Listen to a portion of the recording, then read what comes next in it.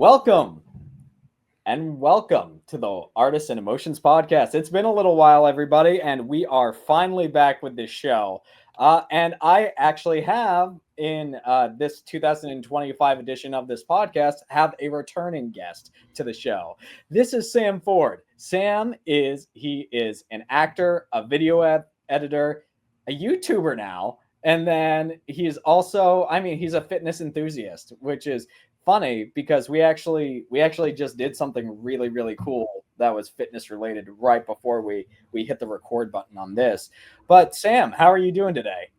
I'm doing very well, thank you. I'm very happy to be back. How are you? I'm doing excellent. I'm Good. really cool. And one thing I've been talking with Sam about, and one thing that is, for those of you who have watched sort of the latest episodes that have come out with this show, because we're recording on 12/19, December 19th of 2024, but this episode is coming out in 2025. The one big thing that has sort of changed with this podcast is sort of the mindset and how things have sort of shifted with how I want to run this. Because originally, when I had the show up, I kind of felt like I was running it under a facade, because throughout the entire 2-year run of this thing being up, I had always talked about mental health and taking things easy and trying not to push yourself into the ground, while I was simultaneously not taking it easy, not resting, and pushing myself into the ground. So it's the sort of turn that I want to do with this show moving forward, Sam, is just talking about not only how the important part of having longevity in a career, and particularly in pursuing the arts, is to not necessarily having balance, but if you are going to do extreme work, you need to have extreme rest coupled with it, because otherwise you're going to completely destroy yourself and burn yourself out. And I told Sam here that I was going to be sharing a little story with him about what exactly happened with my experience with this and why I sort of shifted things around. But with the show, I'm also going to be talking a lot about sort of things that have popped up, sort of things that are said, things that are commonly said in particular, that I'm just so sick and tired of hearing when it comes to the entertainment industry and when it comes to pursuing the life of an actor. But I think the first thing I want to talk about, Sam, is it's a video that you actually put up on your YouTube channel recently. And it was about your experience sort of turning away from acting for a little bit and creating sort of a video editing side hustle, and how that affected you in sort of a positive way, and how it just, now that you are going to be making a return to acting, it's just your joy in the pursuit of acting is just so much greater than it was before. And I would love for you to share a little bit about that. Yeah, absolutely. Yeah, so when we had a podcast in February of 2024, I had actually dived straight into building a video editing side hustle, I guess you could call it, but it actually ended up being a full-time career for the year. Basically, if nobody's ever done video editing professionally before, it is incredibly time consuming to begin with. You're learning the ins and outs of the software, you're trying to get faster, but then you've also got clients messaging you 24/7 about revisions and this and that, and you're also trying to expand your business and get more clients, so it's quite a lot. And I guess I should go back a little bit. I've got an awful habit of going on tangents, so if you need to draw me back in, Cody, feel free. Yeah, it's fine. It seems like you're doing a pretty good job doing that yourself, Sam. So let's go. Okay, thanks. So yeah, it got to about February 2024, and I was like, right, the acting career isn't paying the bills enough. And I was living in London, which is one of the most expensive cities in the world. And me and my wife Maddie were living in an absolute shoebox, but paying like 1,300 British pounds a month for a really small one-bed apartment. Yeah, that's And like then 1,550 in the States. yeah. And That's a lot. bear in mind, we're not even in like central London. We're like a few zones out from it. And then you got bills on top of that. and you've got all your acting bills as well. Because in the UK, we have to, the big casting directory, we have to pay a yearly fee for, which is £180. So it really adds up. And I was like, I need to do something to actually pay the bills here. To actually, because I was losing money on my savings. And I was like, Maddie actually turned to me and she was like, why don't you just try video editing for a little bit? You've always, been somewhat good at it. So I went and I took a course called Editors Academy by a YouTuber I found called Sam P. Dunn. And I will shout him out because he absolutely changed the game for me. The course cost me like $60 at the time. And it basically taught me how to start my own video editing business from scratch, all the skills I needed, how to do the outreach emails. And I just got to it. But it started taking up so much time that I stopped spending time on my acting career because I realized that it doesn't. I got to be careful what I say here, but I personally think paying your bills is more important than pursuing your acting career. Because if you're not, I agree. right, but we're sold by Hollywood that even if you become broke, still keep chasing the acting dream as your number one plan. Don't let anyone tell you otherwise. And it's like, there's nothing cool about not putting food on the table and being hungry and being poor. There's nothing cool about that. And me personally, my mental health is so much better for having a solid income from a video editing business than chasing acting jobs that I could get rejected from left, right, and center. And I'm just losing so much money. So yeah, I basically spent the majority of 2024 focusing on a video editing business, which I really have enjoyed because I've been working with YouTubers, editing their videos with some really big YouTubers. And it's been really fun and enjoyable. I've picked YouTubers in niches that I enjoy watching their content. So that makes the work feel really good. And yeah, and now it got to the end of the year and it's funny because at the start of the year, I was like, I'm spending too much time on the acting and not enough time making money. And now I'm like, I'm spending too much time making money, not enough time on the acting. So I'm like, and that's one more thing I will say, through all of this year editing, I've ended up getting really fast at editing. So now I can edit a video for a paying client within a couple of hours and then have the rest of my time free for acting, which is really relieving because, like, I mentioned this in my YouTube video, we're sold this lie as well as actors from teachers and movies and people in the industry that in order to pay the bills as an actor, if you're not working an acting job, you have to go and get a survival job, a 9-to-5 job at a company paying you minimum wage. And that's just not true. And if you work a 9-to-5 job and you love it, then that's amazing because like you're winning. That's an absolute win. But if you're an actor who doesn't enjoy their 9-to-5 job, just know that there is a way out and you can build something like a video editing business to keep you, secure with your bills. Yeah, like that's incredible. And I love the fact that you bring that up because I'm sort of on the opposite side of the coin here. Like we talked about this briefly, but the one thing that I didn't share, first of all, I've got what you would consider like a traditional 9-to-5 job. However, I don't consider it traditional because there has been, I'm not going to say exactly which company I work for, but I work for a very well-known company and I am paid extremely well. I'm talking way above minimum wage.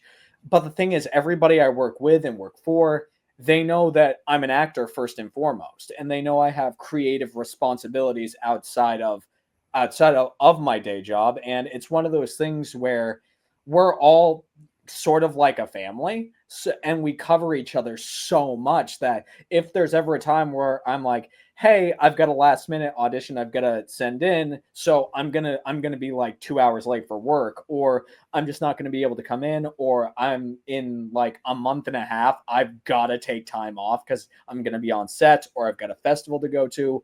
We have an understanding that as long as I get my work done while I'm there, I can basically do whatever I want. Like if I need to make sure that I'm taking care of my artistic responsibilities, I have the ability to do so, but also I have a wage that is far above minimum wage, so I can actually take care of my bills and take care of my living situation and all of that stuff.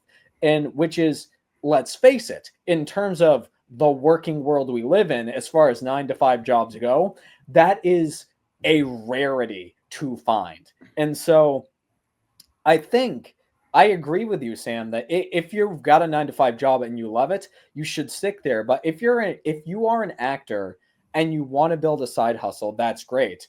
I would say if you're somebody who wants to stick in the 9 to 5 game as an actor, the one thing I would encourage you to do is, number one, don't go after the first job that gives you a paycheck. If you feel Mhm. the need to do that, that's great. We've all got bills to pay. We've all got things we need to take care of. But I would encourage everybody that as soon as you can find a 9 to 5 job where you've got a great relationship with the people you're working with, and they understand that your artistic responsibilities will always be your first responsibilities, stick with that, because it what that means is when the time comes, if there's the possibility that you can full time pay for your bills, or another like artistic opportunity comes along that you can do long term, the people in the team that you're working with, they will understand when you say, hey, this has been great, but it's time for me to hand in my 2 weeks and it's time for me to go. They'll understand. And then what that does is leave the door open. So if your income or wherever you are starts to kind of slip, you can always go back there for a period of time. And just like on the other side of things with the side hustle, it's equally as great because while, yes, I would say that most of the time side hustles do require a lot more work than your typical 9 to 5 job. However, at a certain point, very much like with you, Sam, it allows you to free up your time so much that you get your days back. Like you get to make your schedules, you get to get your day back, and you can bring joy, like a massive amount of joy back into your life when you can just keep your the thing going that you want to keep going, which for all of us, it's our storytelling and acting career. Absolutely. Yeah, I completely agree. And I would say if you can find a 9 to 5 job with all of those benefits that you just mentioned, Cody, then I'm kind of contradicting myself, but I would say cling on to that because there's something really nice about having a secure, guaranteed income that sometimes you don't get from running your own business or your own side hustle. And I guess I'm really passionate about building your own business because I'm in the UK and our 9 to 5 jobs, there's just they just don't pay as well as the States. They, even if you're in like a manager position here at a 9 to 5 job, they still don't pay anywhere near the amount to an entry level 9 to 5 job in the States because you guys just pay so much better. It's just a bit healthier, I think, in America. And also, it's really hard to find a job in the UK with such lovely people like at your place of work, Cody, that are understanding and give you time off. Because I would say that to begin with, I was putting in like 10, 11-hour days to the video editing business to get that off the ground and running and actually making money. Now it's more like 3 or 4 hours a day, which is great, but sometimes guaranteed income can be better. There is that fear with me that if I lose a client or two, which just happens because life happens, maybe the client wants to start editing their own videos again to save money. I then have to go and find and hunt a new client. Otherwise, I'm not going to pay the bills. So, yeah, it's not there's not a there's not a straight answer to how should I make money as an actor.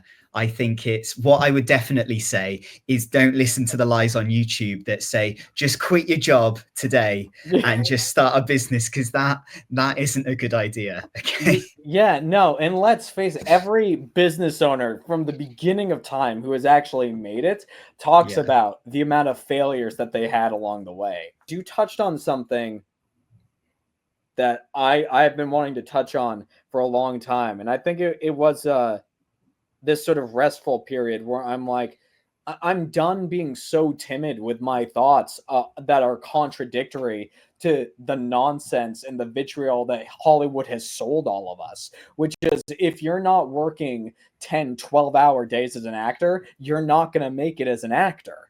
And once again, the day job to become an actor, look, a day job only works if you are getting joy out of that day job. All right. Like with me, once again, I enjoy the company and the people I'm working with. So it's like I've got no reason to leave it. But most people are not in that position.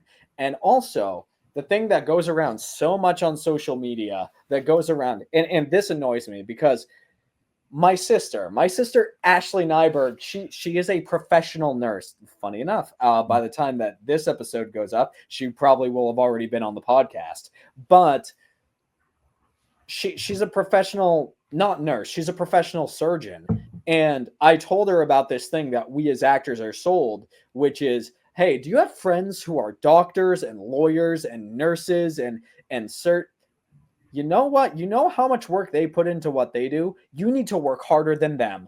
I Mm. I told her about this thing that Hollywood sells us, and the eye roll that I got back, because she's like, yeah, but the other thing is that surgeons are some of the most depressed people. They work 32-hour days most of the time, and they don't really ever get a break. And for us, we as actors, we're sold this idea that we need to work harder than every other kind of job out there. But at the same time, you're more likely to get a job as a nurse, doctor, or surgeon than you are to become a professional working actor. And so many actors are miserable and hating themselves and working themselves into the ground. It's like Hollywood and pursuing an acting career, it's become an extremely toxic place to be, depending if you're listening to the wrong people. And Sam, I don't know if you've come across this, but one big contradiction I find is that with the same people who say, hey, you need to be working 8 to 12 hours a day on your acting career, you also need to have a life outside of it. But how does that work if you've got a day job or you're running your own business or you want to open your life up and be more joyous and spend time with the people you care about? It literally cannot happen. Yeah, absolutely. And I've just had a thought then. It what do these people mean when they're saying you need to be spending 8 to 10 hours on acting? On doing what specifically? What actions are you specifically talking about? Or is it just looking like a busy actor on Instagram and TikTok for 8 to 10 hours a day? Because there are ways that if you get your Google Calendar out right now and you block in a half an hour block for a bit of monologue work and then a half an hour block to go see a show and then maybe an hour block to do some self submissions on some casting websites. Well, if you do like, I don't know, 2 hours of focus worked on your acting career, I think you'll probably get ahead of those people putting in the 8 to 10 hours a day on their acting career, but they're not really doing anything. Yeah, 100%. And I'll tell you one thing I've noticed recently is the fact that I used to be the kind of person where I was like, okay, I've got 5 auditions. Let's see if we can crank these out all in one day. Mm, However, the thing that I've noticed while I've sort of been in a rest period is that if I give myself the time, and I'm talking, I mean, not even that long. I mean, I'm talking like 2 hours to put together one audition, just focused work to do the prep and the character work, and then to film it. After that self tape and that audition is done, I'm spent. But at the mm. same time, even though I am ready to just put the acting work away, I know that for that audition, whatever that might be, I've done the best possible job that I can. And while that job may not be the best work I've ever done, I'm satisfied with it enough that I can put it away and go do whatever else I need to do throughout the day. The one big thing that this industry is missing is teachers and instructors who are telling us, guys, you're supposed to treat your acting and the pursuit of this career like a regular job. You're supposed to just go in, do your work, and then put it aside and forget about it. Like, it's supposed to be something that is a part of your life and a part of you. It's not supposed to be your lifestyle. And sort of to tie into what we talked about last time, if you look at the world around us, the roles that all of us are trying to get to and trying to portray and trying to do, they're not actors who are spending every waking moment thinking about acting. Yeah, absolutely. And I think that's why it's so important to focus on input goals, like that you can actually control instead of goals that you can't control. So, like for the new year, like you'll probably, all of us as actors will probably set some acting goals. I think it's way better to set the goal of self-submit for castings 100 times in the whole year than the goal of I will book a lead role on a TV show. Because you have to, because then you're not holding on to dear life for every single audition you get in such an unhealthy way where you're stressing yourself out and burning yourself out. I think it's really important to make, because at the end of the day, you started the pursuit of this career for the love of it and for the enjoyment of it.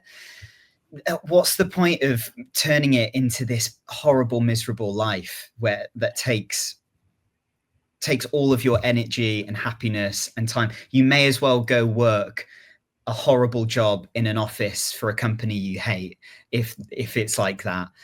So Yeah, and you yeah. actually made back to your YouTube video, you actually made an excellent point, which is if you pursue something for money, I mean, at first that's fine or whatever, especially when it comes to business or acting or whatever. It, to a certain extent, we all do that. And in terms of the pursuit of this career, at a certain point, you do have to think about the financial aspect of it. But if your sole pursuit is just about your finances and about the pursuit of money and about making an income solely off of acting, you will make yourself so utterly miserable that 5 years or less or beyond, you're gonna quit eventually. Because the one thing, there's a couple people I follow on Instagram in terms of actors who do look at things realistically. One of them is an actress named Sam Valentine, and the one thing is that we all need to look at this career in terms of the long game, in terms of pursuing this career for 20, 30, 40, 50 years, possibly being carried off of a set because we love it. It's not because we're trying to make our sole income off of acting. If that happens, that's great. But it's not what we're supposed to be here for. Absolutely. I think that's why a lot of the great actors that we look up to are usually like middle-aged, I would say, because they've been in the game for so long and they've got so much experience. I think the story that I always come back to for a different perspective on the toxic perspective of an acting career that we've been taught by Hollywood is Arnold Schwarzenegger's story of how he made, yes, slightly unrealistic for most of us, one Mr. Universe and made his millions doing that. But with the money that he made by doing technically a business venture, even though it was a fitness competition, he then invested it into real estate and then Yeah. used that income to invest into his acting career.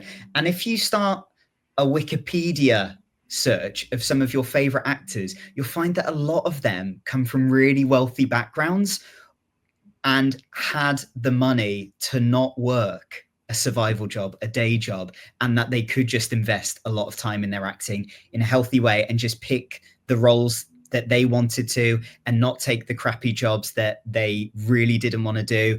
And yeah, and I think that's why I'm a big believer in building a really secure source of income, whether that's a 9 to 5 job, a business, or maybe both, because that's possible. And then you've just got that stress taken away from you. There's a study shown that people who, I'm pretty sure about this, that people who are stressed about money, have this inherent stress about money, are way less creative than someone who is financially secure.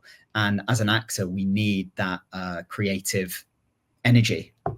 Yeah, it's like when we're not stressed, we are the most creative, and it's I don't Yeah. know. Have you read or done the work that is in the book The Artist Way by Julia Cameron?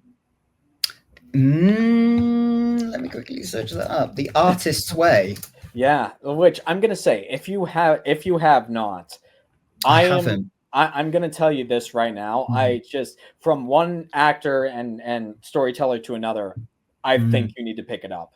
And this is Okay. this is something the book is structured like a 12-week course, like a 12-week class.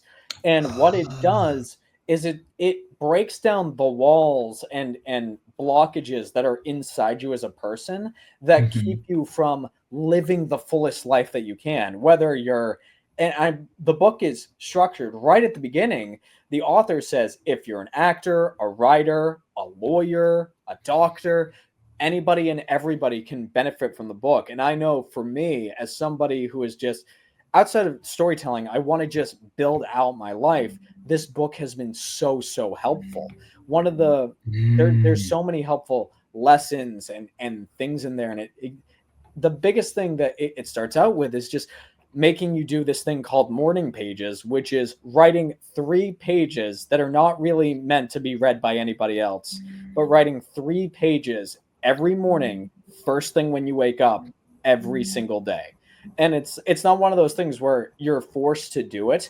At the end of each week, there's sort of this check-in with you, and it's asked you to reflect on your week. Were you able to get 7 days of doing journaling in or not? Were you able to do what you're meant to do or not? And it's just a way to connect with not only your inner child and inner artist, but just to make you self-reflect on your life and the world around you, and to see if there's more that you want out of it. And that's something that, while we're talking here, it's something that it's kind of been stripped away from actors. When actors, we are we are storytellers of humanity, and the only way we get to tell more stories in a more effective way, we've got to live a life. I mean, if we just look at it once again, Bryan Cranston, before he became an actor, he and his brother toured the United States on the back of a motorcycle and just saw what they could see. It's like Bryan Cranston lived an entire lifetime before he became an actor, and he's now regarded as one of the best actors that we have. It's it's something that we all need. I mean, yeah, it's like we all think that acting and storytelling is the greatest thing on the planet, and it is, and we are very biased. We accept that. But at the same time, more actors' lives and more actors' creativity are destroyed in the pursuit of the arts than if they would have just tried not to reach a final destination so quickly. And mm, I'll talk about sort of my own experience, because I've briefly mentioned here that my whole perspective on things has sort of shifted over the last like month. We're nearing the end of December now. It's been insane. But first, Sam, I'd like to sort of get your perspective on this and what your experience has been like with sort of the toxic side of pursuing this industry, and what you've been mm. able to do.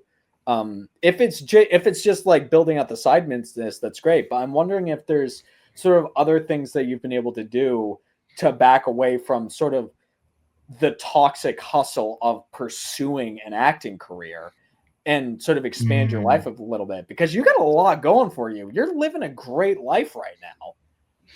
Thank you, Cody. It's nice to hear that. I think I need to remind myself of that. I'm a very impatient person. I want my biggest dreams right here and right now. But there's something really beautiful about being able to take the morning off, to go for a walk with my wife and get a coffee, or to spend some time with my parents because they're in their 60s and 70s now, and spend some time playing piano and to pursue marathon running. And I remember that when I was pursuing my acting career, ferociously in London as a 21-year-old. I'm 26 now. As a 21-year-old, this was a different time I was living in London. I was so obsessed with it, and I just had hardly any money. And I just remember this constant fear of being this constant feeling of stress. That's what it was. This constant feeling of stress. And when an audition didn't go my way, I felt crushed.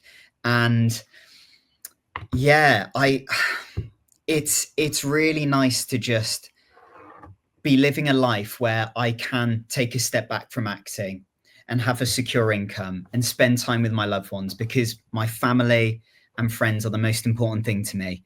And just be really secure in that. And honestly, health and fitness, I think, should be the top priority for the most people as well, because Yeah. if your health and fitness is in tune, if you're looking after it, you're going to have more energy than the majority of actors pursuing this hustle, because most actors don't properly look after their health.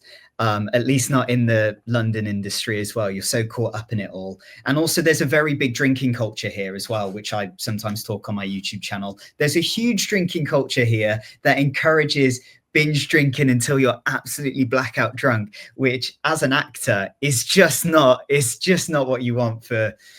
Yeah. So there's a lot. I think if you're an actor that's been feeling burnt out and tired and just stressed and not creative, I would say take a bit of time off.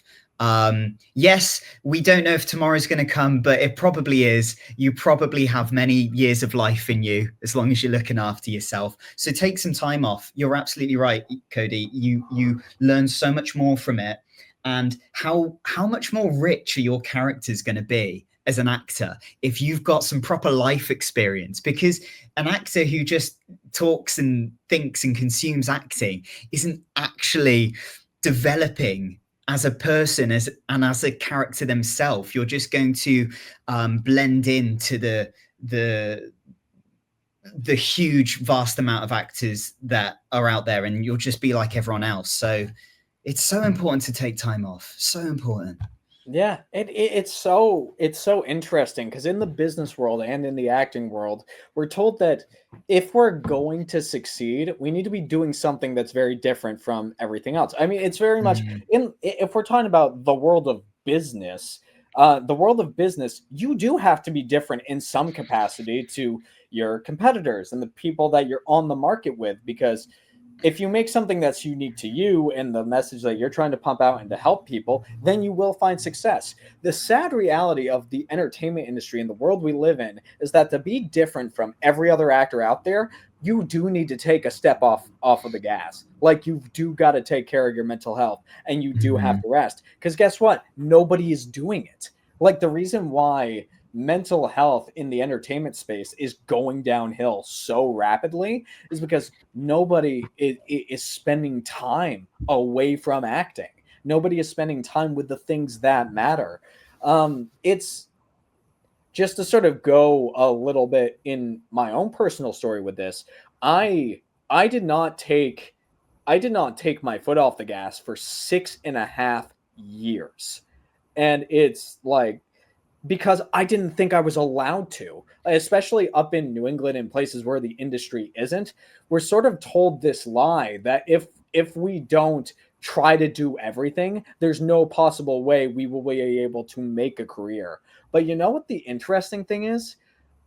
People found out I was a filmmaker after I was an actor, and it was the pursuit of acting that got me notice. It wasn't my Mm-hmm. pursuit of filmmaking. And I was pursuing acting and filmmaking simultaneously for 6.5 years. And then I was fortunate enough to get a nomination to go to Spain. And then I got a fever of 103. And it was that fever that really started my thought process of things have got to slow down. I mean, at the time, I still had a bit of a ways to go because I was also fortunate enough to be cast as Jonathan Harker in a production of Bram Stoker's Dracula on stage. which I hadn't done. First of all, amazing experience. Love the people I worked with. I had not been in a play in that capacity for 10 years. So it was amazing to get back there. But then afterwards, I just realized just how burnt out I was completely. Like everything was misery to me.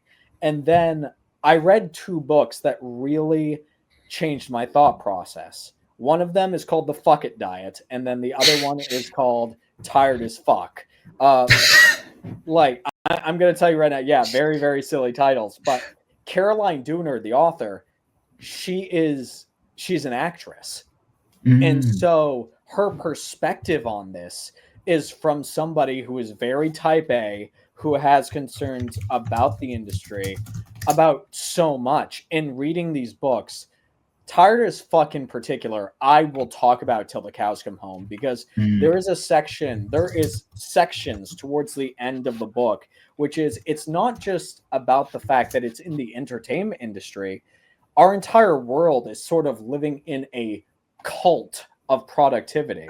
And the thing I like about the book is it sort of breaks down and gives examples of specific cult like mentalities in terms of getting people to believe a certain thing, making them not trust themselves, making them believe they've got to do X, Y, and Z if they're going to be happy and successful, and then manipulating them to believe they've got to live their life for a certain way if they want to be happy. That is the world we're living in right now. Not just as like actors and creatives, where, yes, we are constantly told that people are going to be working harder than us, so we need to work harder than them. Our entire world is preaching the word of productivity. It's basically a religion, and it's not healthy. And it's the big reason why I changed sort of the course of where I want to take this podcast, because this podcast, I want to bring on people like you, Sam, people who have experienced sort of the toxic negativity of living in the space that we do, and who have in their own way been able to break away from it. Because if we can keep speaking out about it and get people back to living lives with their family and friends and doing stuff that is enjoyable to them, that they don't feel obligated to do every single day, I think we're going to be in a better space than we ever have been. absolutely. I completely agree. In the book Seven Habits for Highly Effective People, it's Yep. got one of the habits is think win-win. And we're conditioned as actors to think that if we're not working right this very second, then our competition, our typecast of actors is going to be outworking us. And that's not true. If they're winning, you could also be winning. And I think, yeah, people need to focus less on scene work every second of the day. Like scene work and characterization and voice work, it's all really important as an actor. Classes are really important, auditions are really important, but you can take the foot off the gas with that, and you can focus on your fitness. You can focus on actually hanging out with other actors, but not having to talk about acting, just hanging out with them. And just, there's other investments you can make to your acting career to progress you that doesn't involve brutal work and locking yourself in the actor's studio to record 100 self-tapes. Yeah, have you noticed when you're on set, or you're like in a stage show, the last thing that actors or crew people or anyone talks about is acting. Like, Yeah. that's we talk about it constantly in the outside world, but when we're on Mm. set with people, we're talking about books, we're talking about music, we're talking about where we're going to be going on vacation or planning to, we're talking about businesses that we want to start up, or ventures that we want to do with our friends and family. We're not talking about acting in the way that we do when we're not on a project.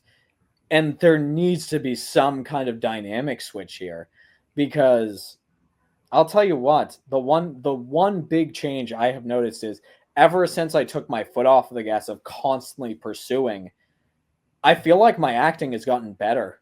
I feel like everything has become a lot more truthful, and that's why this next year, one of my resolutions and one of the things I'm going to do is I'm just going to stop chasing. Like I have been for the past 6.5 years while I've been doing acting and film stuff, I've been in acting classes every single year. And I haven't given myself a period of time of like a full year to not be in an acting class. And for me, it's sort of the being in school versus the application of what you learn sort of thing. And that for me is something I see a lot of actors do, where they don't allow themselves the time to sort of break free of the hustle of not submitting and auditioning, but the hustle of being in a classroom, because they think that being in a classroom is going to be the thing that sets them apart. When really, if we break down what you learn in an acting class, at a certain point, acting classes become a place for you to fail. They don't become a place where you learn something new if you're going into them every week of every month of every year. You already know. And plus, for the most part, I think it was Ali Abdaal, maybe it was somebody else who said it. 90% of the answers to the questions that we need, we can find right in here. Like, we have the answers to our own questions. And inside of a world where we're talking about vulnerability and character and everything else, guys, Russell Crowe never went to acting school. And look where he is. He was literally, if we're talking about cultural phenomenon, Russell Crowe was in one of the best gladiatorial period pieces ever made, and he never went to acting school. Literally. I'm just looking up, actually. Did Russell Crowe live in LA? Because I know he's Kiwi, but no, it's set. Yeah, the reason why I find it really interesting is because he now lives in Australia, and a lot of people tell you, this is a slight tangent, a lot of people tell you that if you want to be successful as an actor, you have to either go to LA or you have to go to London. And that's also just not true. It like people like stress themselves out by renting these crazy small apartments with steep rent in LA and London because they think that is the life of an actor and that is what you have to do. But if, you know, someone like Russell Crowe can do it without drama school and without living in LA or London, then yeah, it just goes to show, really, doesn't it? Yeah, and if you're one big thing about the like upheaving your life to move to some place is, if you're moving with the hopes of achieving an acting career or famous success or whatever it is, and you're leaving your friends and your family and everything you've built up for yourself behind, you're gonna be miserable, at least for the first little bit. If you can stick in a place like LA for the long haul, like, good on you. I'm glad that you've got that fortitude. But also, LA, like New York, like London, like Atlanta, the hubs of the acting world are the most expensive places to live. And with the creation of self-tapes, guys, you can literally build your acting career everywhere right now. I mean, I'll say this. I'm on the opposite side of the country. Like, I'm in Maine, Los Angeles is in California, on the opposite side of the country. You know what the number one amount of auditions and casting requests I have been getting as of late are? They're from LA, and they know I'm here. While there is positive and negative sides to the acting world in terms of self-tapes, I will always say I think in-person auditions will always be better. Self-tapes have allowed us to up-level the game in so much that you can not only build an acting career from where you are, you can live wherever you want to and keep up-leveling your acting career, especially since the things that were like gatekeeps, or what seemed like they were, which is like the number one acting schools in the world, they do online classes now. And they're fairly inexpensive for what they offer. Yeah, absolutely. And it's still sold to us that if we, I mean, don't get me wrong, the thing I agree with is that if you're in a small place where there's not a ton going on, you might want to think about relocating just so you have more opportunities to either get in front of the right people or audition for more projects. But don't completely destroy your life to do so. Like building an acting career is Mhm. great, but if we can all just take a step back in chasing things, because that's one of the other big things that all the like number one A-listers talk about is the fact that when they achieved success, they weren't really chasing. I mean, the reason why Bryan Cranston got Breaking Bad is because he had a good working relationship with Vince Gilligan. Like Vince Gilligan fought for Bryan Cranston from the moment he started auditioning. Mm. And when it comes to this, we don't need to destroy our mental health, our finances, our rest, and our overall quality of life to be actors. And I will sing this till the hills come home. If you guys are listening to any actors and they tell you that you need to completely destroy your life if you want to achieve success, run the other way. Because the only way that you can really achieve success and make it as fulfilling as it can be, you've got to have a good life. You've got to have a happy life. If you're destroying your life in the pursuit of this, you're going to be miserable and need hours and hours and hours of therapy once you get it. If you don't decide to do it before. Why do I say this? I have been in therapy for 2 years because of what I forced myself to do for 6.5. And I'm still dealing with the consequences. Mm. Yeah, it's really important to look after yourself. I think you the method I use all the time is the stoic method of, if I was on my deathbed right now, how would I feel looking back on my life? And if you want to look back on your life and say, yeah, I completely sacrificed my mental health, my family and friends, my hobbies, the things I love doing, living a fulfilling whole life to pursue fame and fortune in acting and be a leading actor in Hollywood TV and film. If that's what you want from your life and that's the only thing, then yes, put in 12-hour days, burn yourself out, do that. And you might even then you might not achieve it, but you might. But if you want to look back at your life and you know, maybe you want to be a parent and you want to be a good son or daughter, you want to be a good partner, maybe you want to build a business or start maybe you want to build an orphanage or something like that and help people, then yeah, you can't just get tunnel vision on acting and burn yourself out for it. And like you say, Cody, you don't want to give yourself years and years of therapy. Yeah, no. Plus, therapy is expensive. Yes, yeah, I can imagine in America as well. Well, I will say, I once again, I'm in the fortunate position where the company I work for, they provide, I think it's 20 free sessions before you had to start paying. Um, That's good. so it's been very helpful, but also it's Good. just I want to bring up this fact, and it might be a little controversial, but we were talking about it before. Is people like Alex Hormozy and David Goggins and Jocko Willink, they've got something in them that allows them to work that amount of time, like the 12, 14, 16 hour Mm, days, and they can get up and do it over and over and over again. I mean, Alex Hormozy has come out and said the fact that he working is what he loves doing the most. Like he loves working on business. He loves doing all of this stuff. And I want to pose the question to anybody who is like, yeah, I'm in that same mindset.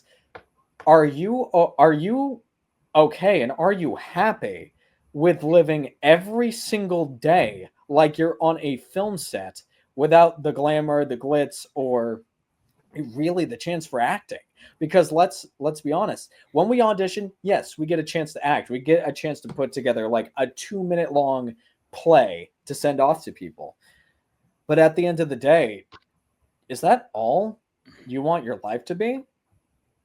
retrospectively, I look back on my life, I thought that is what I wanted. Now, while I've had a chance to sort of back away from everything and prepare for the holidays with my family and my friends and just taking a break from it, I've realized that's not what I want at all. And it's one of the big reasons why now I'm like, look, if I can just make a living as an actor, I don't need anything else. If more stuff comes along, like, sure, that's great.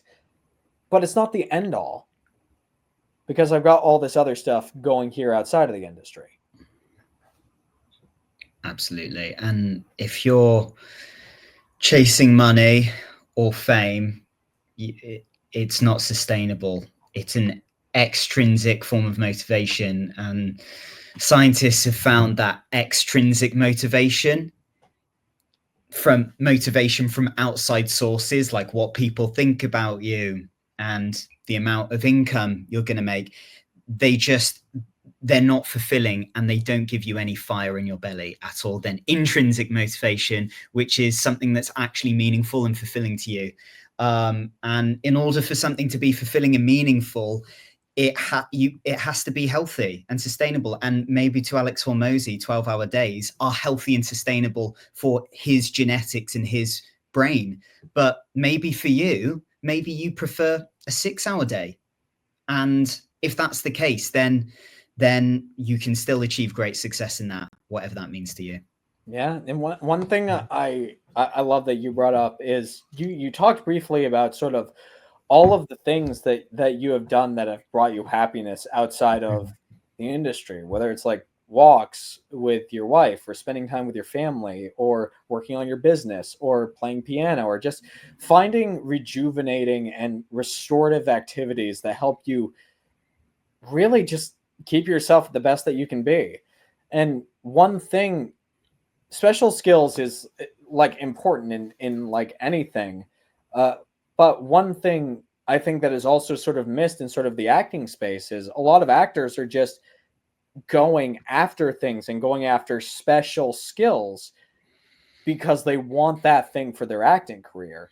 They're not doing it because they genuinely have an interest in that thing. And the thing is, if you look at, I think the number one comparison I can think of right now is Florence Pugh in A Place in Time. I don't know if you've seen A Place in Time. So it's not the new one coming out, is it? With Andrew Garfield? No, it's not that one. Oh, wait, with Andrew Garfield. Yes, it is. I don't know if it's already come out in the UK, but it has in the States. It was produced by A24. It's Andrew Garfield and Florence Pugh. And one of the big things is that Florence Pugh in the film, she's a professional chef. But what a lot of people don't know is that Florence Pugh, when outside of like acting, she has openly talked about the fact that she loves cooking. She loves baking. She loves surrounding herself in that world. So when she got this role, for me, it's not hard to connect two and two together. Like, she was probably able to just jump right in because cooking and baking and that kind of stuff is stuff that she was already doing recreationally. It's like learning a new skill because you want to do it for your acting career. I mean, that's great and everything. But at the same time, I think the era of studios and everything sort of paying for you to get specific training, I think that might be coming to an end. Because if they find actors who already have said skill, and most of the casting calls out there for special skill type stuff tell actors you need to have this baseline of skill already. It's like, and most of the time, even talking with actors who get cast in those certain projects, they do that stuff during their free time. Yeah, literally. Have you ever done that, Cody? Have you ever felt the need to learn something that you didn't really want to do? No, I don't think I had something that I didn't want to do. There's there's a couple of experiences where I sort of re-educated myself on stuff that I had a baseline knowledge of. One Mm, was a couple of years ago, I got cast in an adaptation of Stephen King's short story One for the Road, and the character I was playing, he's a real estate broker, and so what I did is I just originally I thought I was only going to have a few months, but because of a certain virus that spread into a pandemic, pre-production stretched for a year. So I took 6 months, and I learned as much about sort of real estate and brokerages and the stock market in the 1980s as I could for 6 months, and including to talking to people who used to work on Wall Street. It's like just educating myself that way. And then in terms on the skill set side for Bram Stoker's Dracula, the director, I sort of came and auditioned with sort of a British accent that I already sort of had.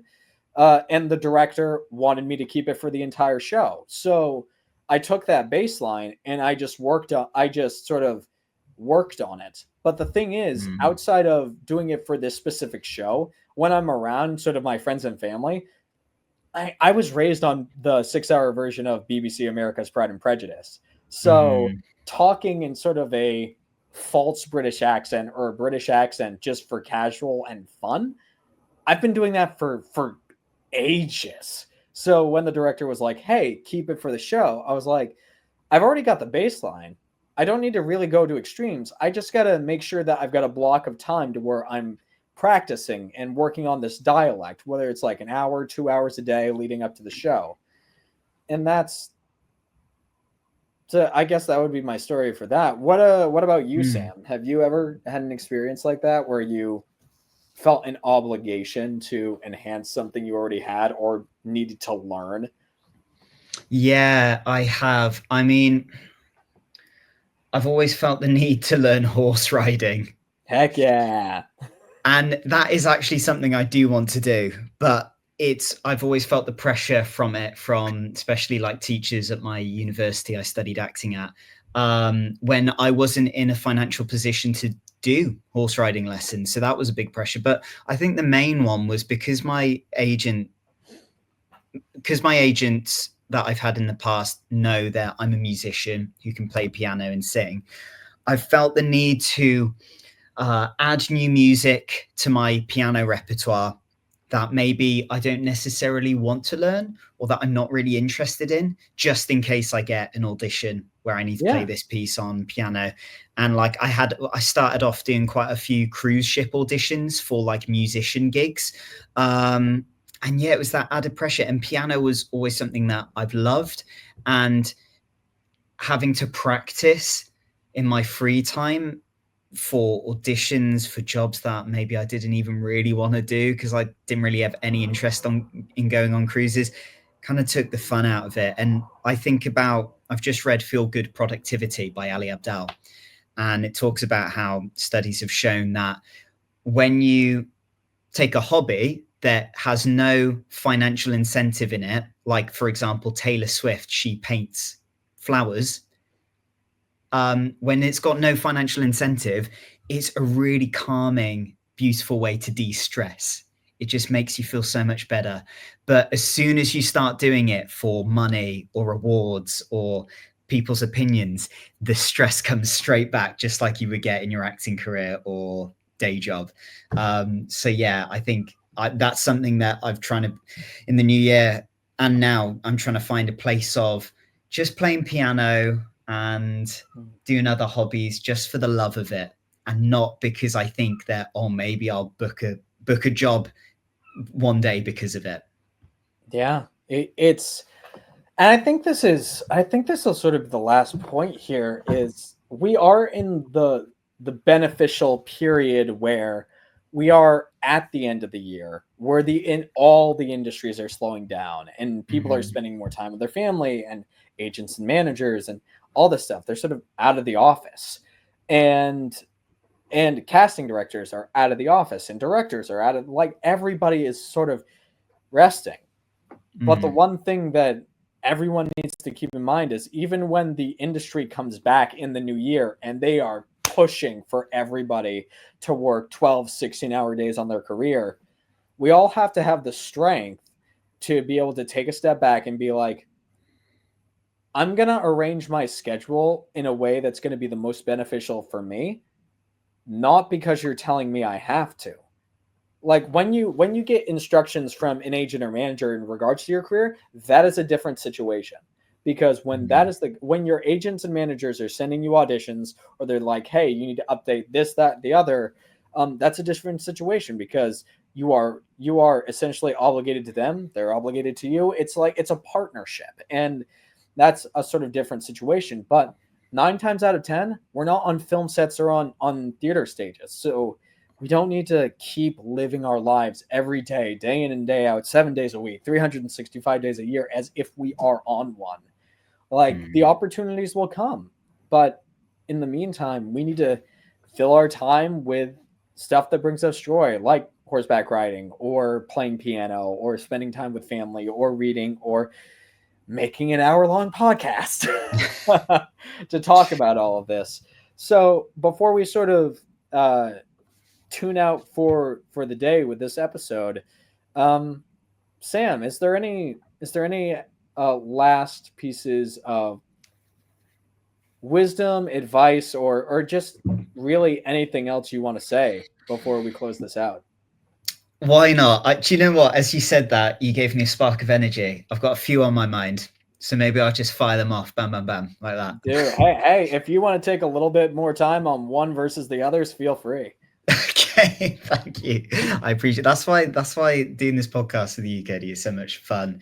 It's just so much fun to have a nice, chill conversation about these things that Yeah. just aren't talked enough about in the acting industry.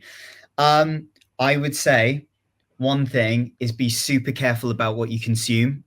If there's anything that feels toxic to you on your social media, unfollow it and follow people who give you energy, inspiration, and are actually are either going to help your health, mental health, physical health, and income, or someone that you love. Okay, that's what I'd say about content. I'd also say make sure you have at least one rest day every week, Yep. if not more. Um, no, you do not have to work 7 days a week in any Yeah. industry. We're not in the dark ages. You don't have to do that. We're in the modern world. You can take a day off. Everything will be okay the day after. So take that day off and don't feel guilty about it, because you're not going to recharge your batteries and your creative energy for the week ahead if you don't take one off. Your creative work and your whatever your income is, whether that's acting or a business or a 9 to 5 job, it will suffer. Oh yeah, and the last thing I was going to say is keep your health and fitness number one priority.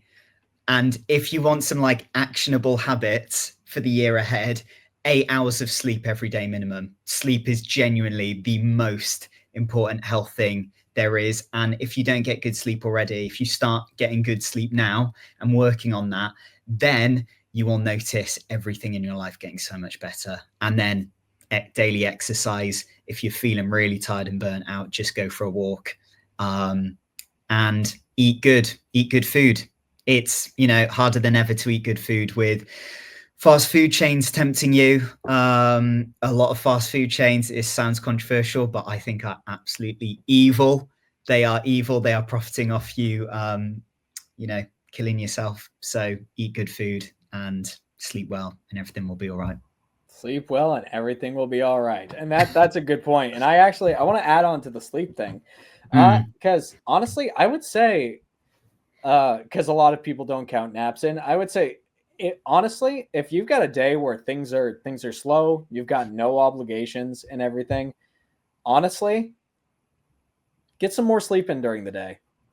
Like, because I will say this, with how much we are working ourselves to the bone.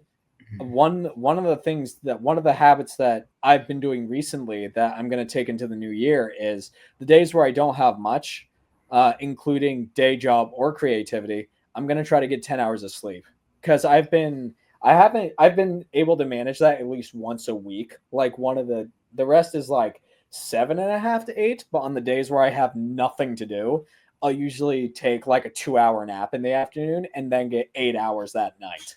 So, and let That's me tell you, awesome. getting 8 to 10 hours of sleep, you feel it immediately when you wake up the next day.